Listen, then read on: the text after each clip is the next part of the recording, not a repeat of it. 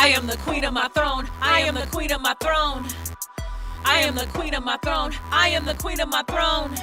And welcome to What's Really Going On. I'm Dr. Karen Walker, and this is With TV. And we have a great show for you today because we are talking about what's really going on with professional sports. And our guests are from all over the place, and they are going to give us way more than we bargained for.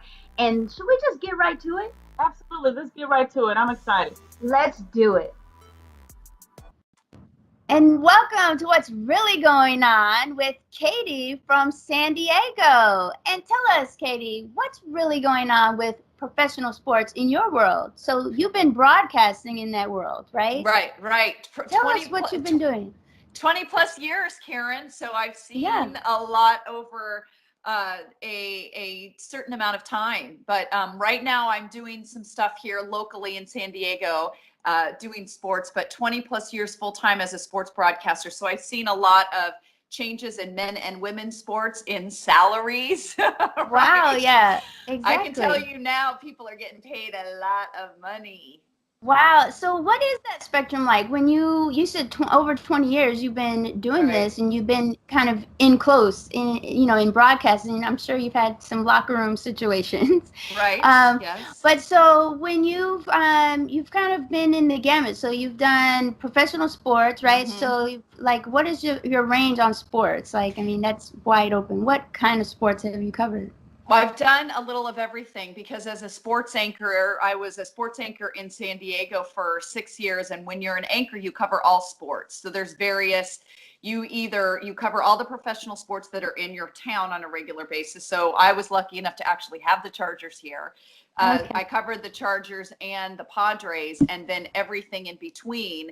And it kind of depended on the capacity that you would, or that we would cover them. In other words, if it's Aztecs or USD or someone that is a little more high profile, we would do features and we would do highlights. But then sometimes if it was more high school or other leagues, then we would focus more on features. So the goal is to kind of speak to whatever the audience wants to see and just encompass as many stories as you can. And then that's different than when I was the Braves beat reporter, the Atlanta Braves beat reporter for 3 seasons, which means every day doing something on the Atlanta Braves. And so there's pluses and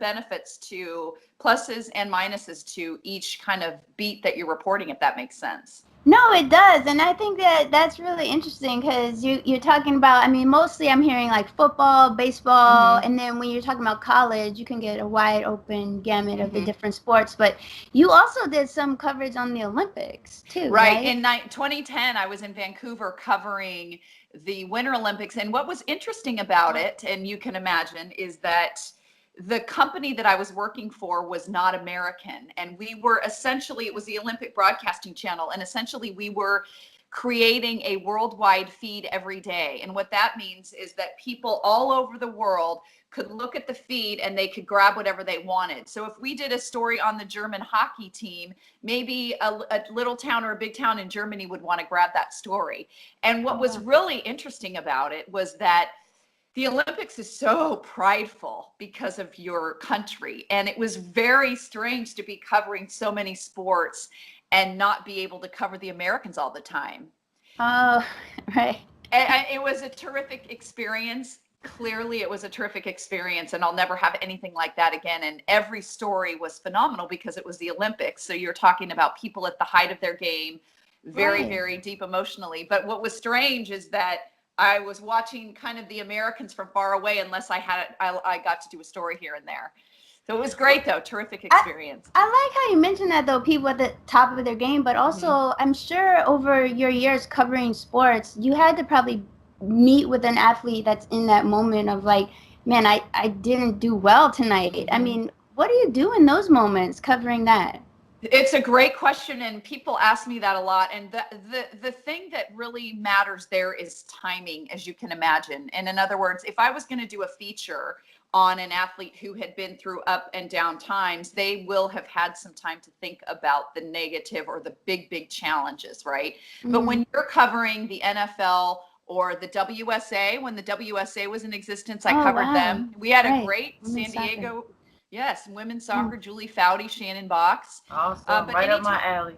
Yeah, right? Yes. And they were such a great representation. But when you're doing live sports where you're covering teams right after the heat of the moment, that's where all bets are off.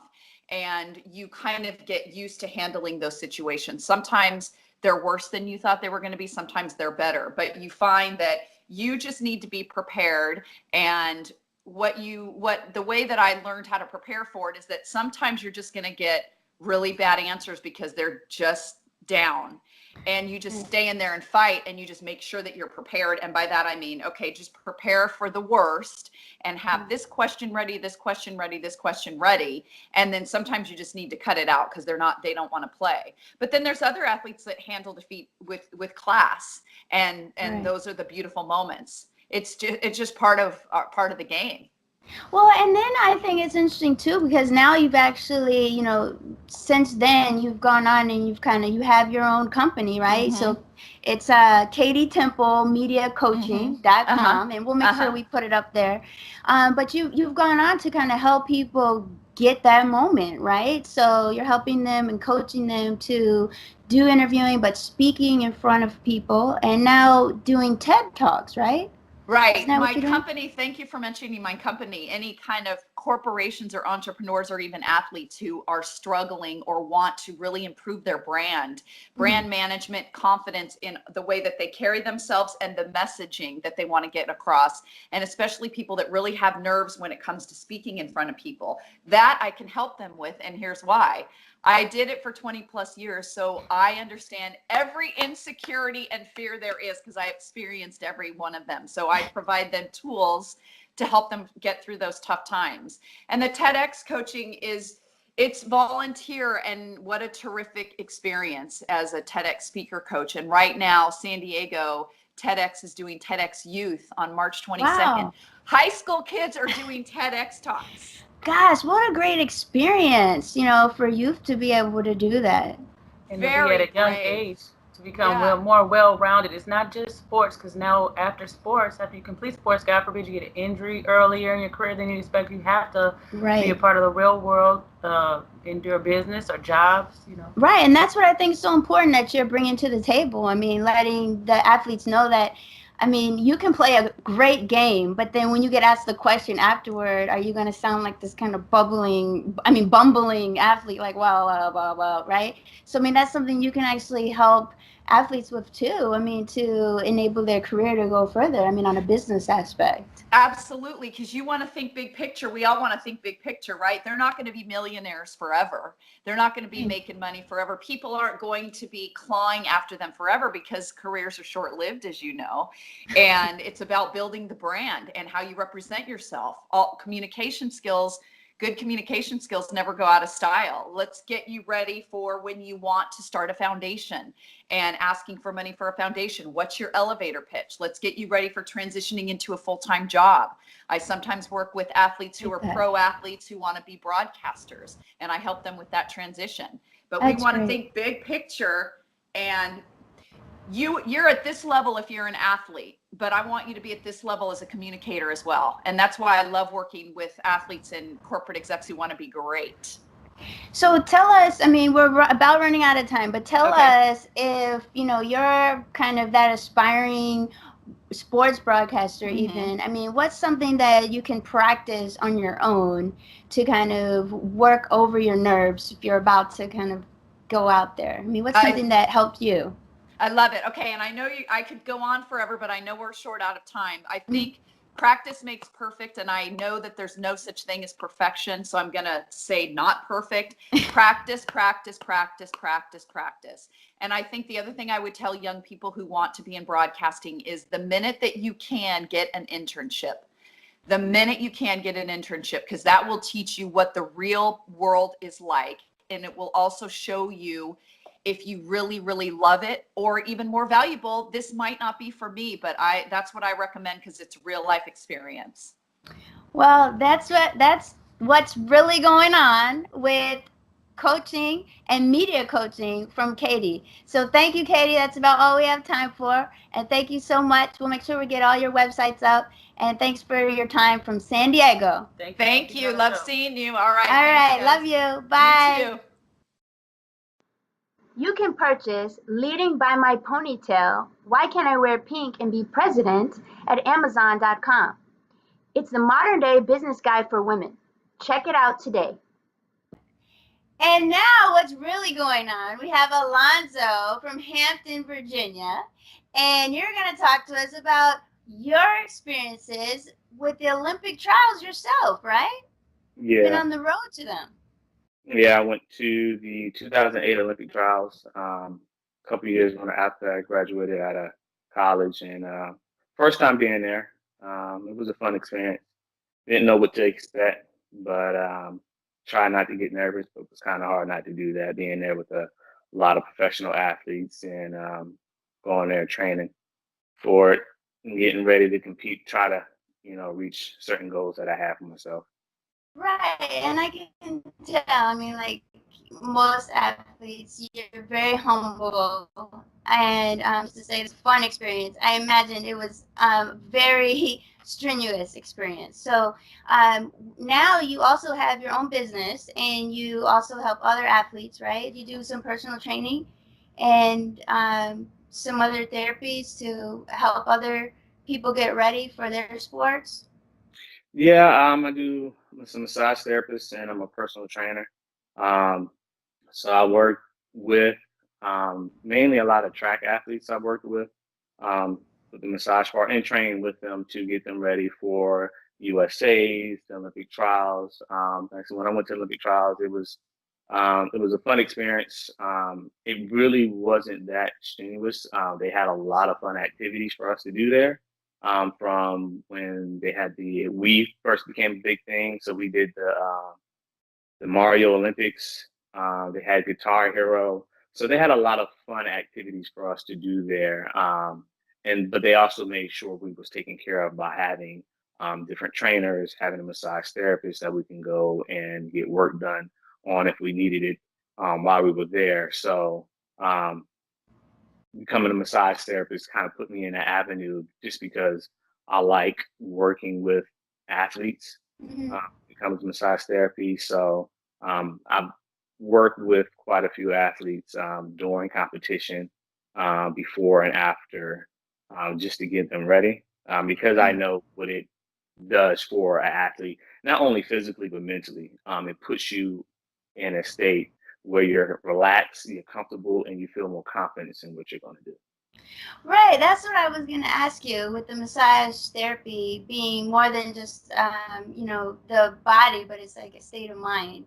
So what would you say is something that you noticed throughout your training and working with athletes too, that is a real priority, that is getting your mind right? I mean, what is something that you would say you need to do?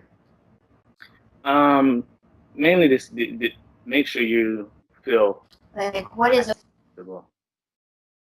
Relaxing and being comfortable? I mean, Yeah.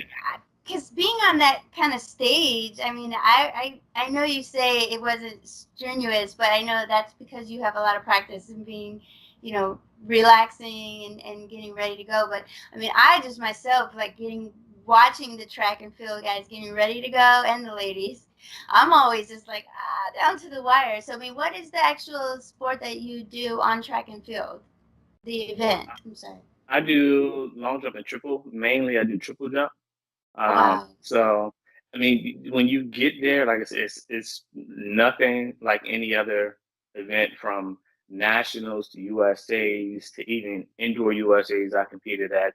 The Olympic trials are just on a whole nother level, because there's so many people there, so many people who get into your event. So, jumpers like to clap before they go and jump. So you have the whole crowd, you have thousands of people, cheering and clapping you on. So like when you get there, you have all these big names, people who jump this or people who runs for Adidas and Nike, and you really don't know what to expect. So you have a little bit of nervous, but then why you're there. You're there to compete with them just like they're there to compete with you, because any given day somebody can have a big jump and, you know, place in the top 3, top 4, top whatever it takes to get to the next level.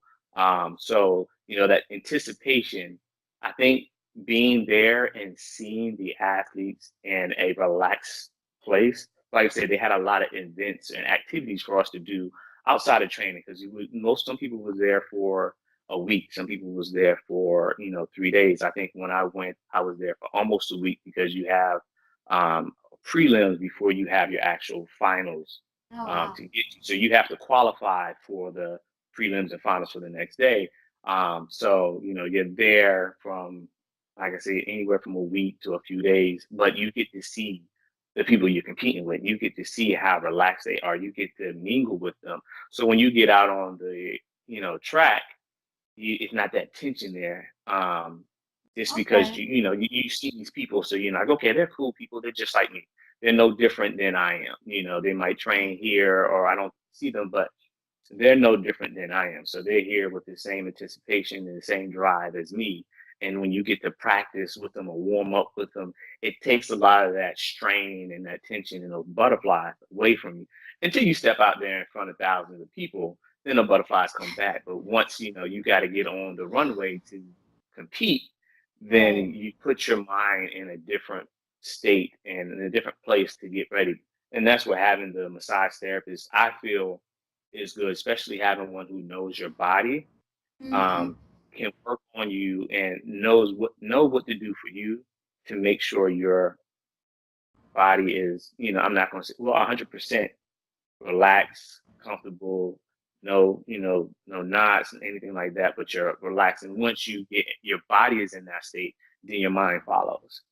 Yeah, that's interesting. That's great, because you can relate being an actual athlete. You know the different tension location spots on your body to keep that athlete in that relaxed state of mind. You know, that relaxed position.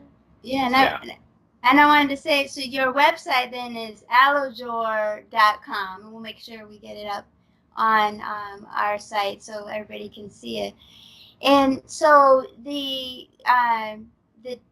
tension points and everything you're saying, getting the knots out, getting your mind right. So do you think we're going to see you coming up in 2020? Is that still a goal of yours? I think I have one more good year to train. I moved back home last year, so I think I'm in a little bit better place to train and to get to where I feel I need to be for the next Olympics.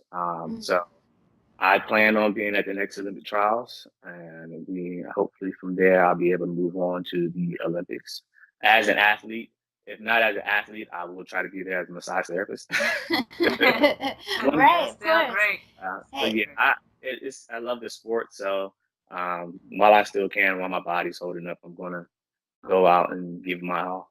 And then the networking is tremendous. You're such a great person. Your personality, you're very personable with people, and in that they like that warm feeling. You know what I mean? To know they can trust you with, you know, and then even relate to you on that deeper level. So that's awesome. And also, I'm thinking, you know, we can be rooting for you, USA, either way, right? Yes. I mean, yeah. We want to see you do well. So, of course. So tell us, you know, and, you know, for those that are listening that, you know, this is their dream, you know, to be a part of the Olympics in any way, you know, and I've never even been able to attend the Olympics. So just hearing it from your perspective has been great.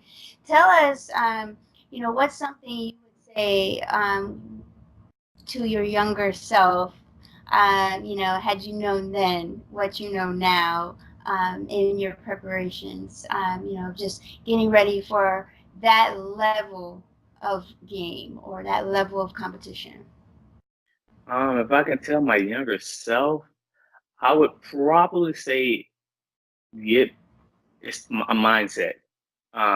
Physically, I felt strong, but I think a lot of it is still mental. I mean, I didn't go in there with any doubt or anything like that, but I think mentally knowing that, you know, because when I moved home, I didn't have a massage therapist. So I like all the training things I was doing, I didn't have that extra work going there. So that's one of the reasons, being a massage therapist and working with a lot of athletes, I'm able to go. I know I trained with Jared Eaton, who's a hurdler, and I would travel to USA championships with him because I'm used to his body. I know how his body operates. I know what he likes and things like that. So to have that, to get your mind where you need to be. So I would probably tell myself to find a massage therapist for one.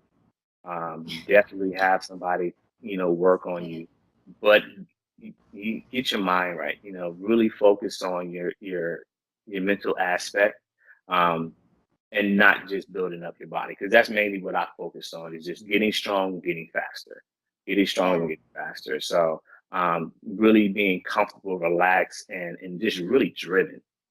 It's probably something I would tell my younger self.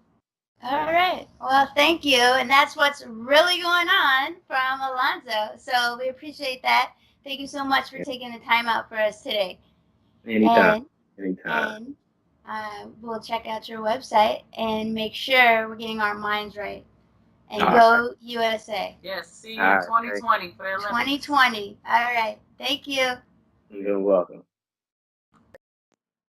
And that's what's really going on with professional sports and the Olympic trials. I mean, who would have known? I mean, gosh, I learned a lot about getting my mind right, and I think I'll go get myself a massage. Man, I think that's needed all around. It doesn't matter what you do. Just get a massage therapist to take care of those nooks and crannies on your back, legs, shoulders. You need it. You need it. Not just any massage therapist. No, the right one. The right one that right? knows your tension points and knows what they're doing. That's very important. Yes. So if you want to be on What's Really Going On, please contact us at drcombatpink@gmail.com, drcombatpink@gmail.com, and get back to us. Like, share, and comment, and we'll see you next time. I am the queen of my throne. I am the queen of my throne. I am the queen of my throne. I am the queen of my throne. They gon' hate when we get on. They gon' hate when we get on. They gon' hate when we get on. They gon' hate when we get on.